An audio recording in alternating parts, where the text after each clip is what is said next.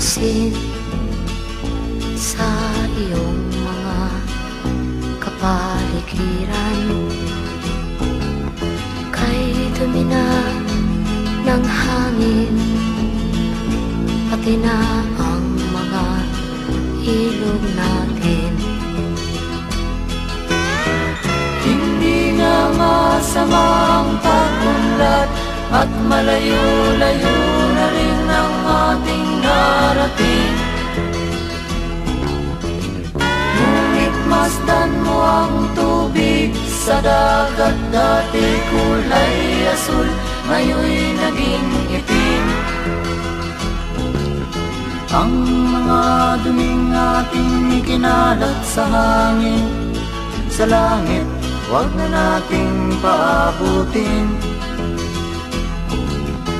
Upang kung tayo'y pumanaw man sa sariwang hangin, sa langit natin matitikman.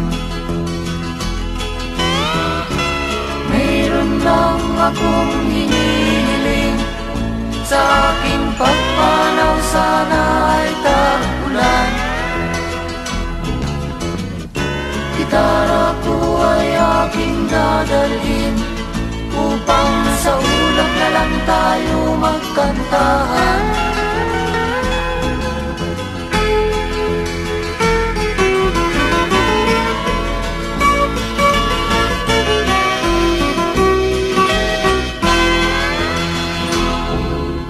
Ang mga batang ngayon lang isinilang, may hangin pa kayang matitikman? May mga puno pa kaya silang aakyatin? May mga ilog pa kayang lalamuyan?